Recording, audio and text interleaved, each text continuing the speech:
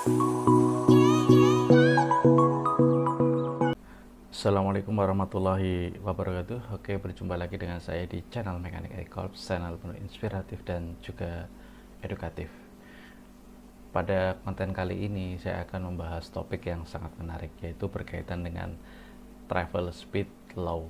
Nah, tentunya teman-teman yang darahnya mengalir mekanik pasti pernah mengalami problem travel speednya lambat pada PC 200, 400, 300 bahkan sampai dengan PC peak. Nah, di PC 400 LC strip 8 ini ada 9 kemungkinan kerusakan ya yang menjadi penyebab atas travel speednya yang lambat. Yang pertama yaitu penyebab dari travel speed lambat adalah pada travel PPC valve. Untuk melakukan pengecekan pada travel PPC valve ini dengan cara pengukuran ya pressure hidroliknya dengan dua metode. Yang pertama yaitu dengan memposisikan travel lever pada posisi forward maupun reverse. Kemudian ukur PPC valve output pressure-nya. Nah, standarnya berapa? Teman-teman nanti cek. Ketika di lapangan ditemukan hasil yang menyimpang, segera lakukan pengecekan pada travel PPC valve dengan cara mengganti atau menswap antara unit lain. Nah, standar untuk PPC valve output ketika travel forward dan reverse itu sekitar minimal 28 kilo per cm persegi.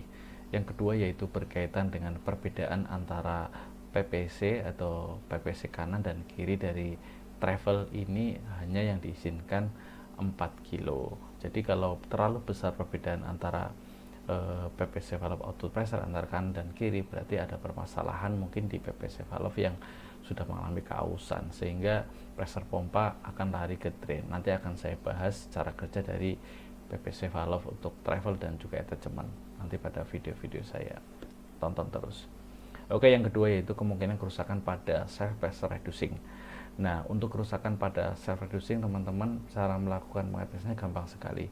Teman-teman engine-nya posisi running, kemudian high idle, ukur pressure, output pressure-nya ya ketika seluruh lever ini netral. Nah, standarnya adalah sekitar 29 sampai 35 kilo. Sangat mudah kan, teman-teman? Nah, apabila nanti hasilnya memang di bawah standar, teman-teman bisa melakukan adjustment ya pada self pressure reducing untuk men-setting pressure sesuai standar. Ketika memang tidak didapat pressure standar, bisa lakukan pengecekan langsung atau bongkar. Kemungkinan ada beberapa valve yang ngejam di situ sehingga tidak bisa mencapai pressure setting yang sudah ditentukan atau standar. Di self reducing juga terdapat sebuah screen ya. Nah, itu screen di situ sangat rawan sekali terjadi kebuntuan. Nah, lakukan penggantian oli secara rutin, kemudian hindari problem hidrolik yang overheat ya, karena nanti akan menimbulkan crack yang bisa menyebabkan kebuntuan pada screen pada self reducing-nya.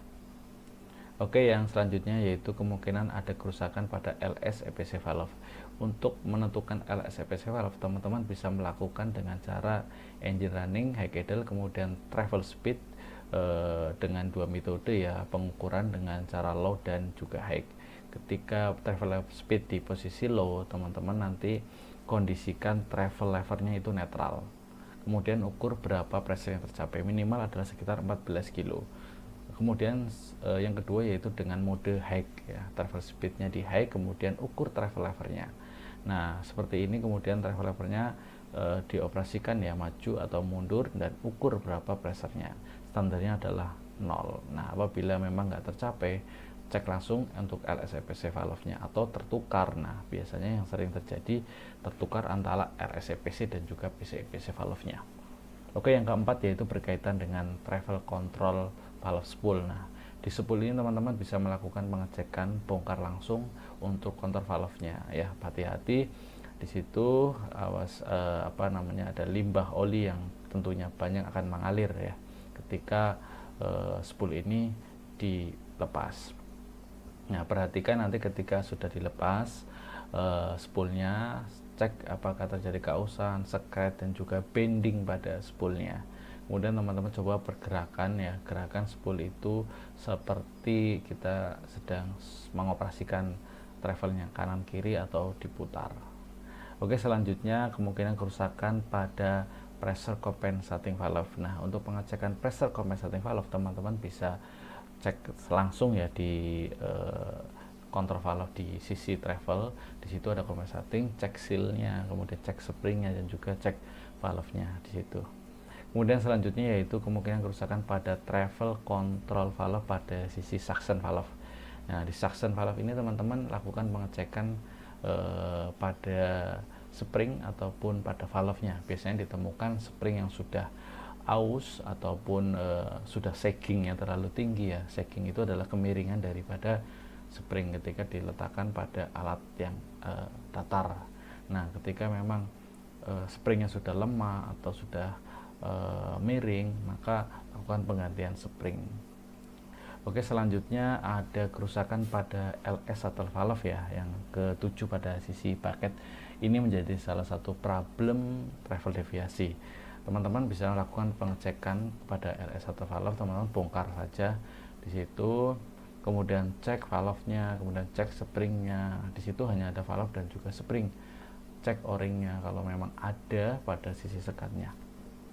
Cek springnya di situ patah, aus atau scratch atau miring, nah, gitu biasanya lepas dari dudukannya. Biasanya yang sering terjadi itu dia lepas daripada dudukan seatnya, springnya. Oke, selanjutnya kerusakan pada travel motor.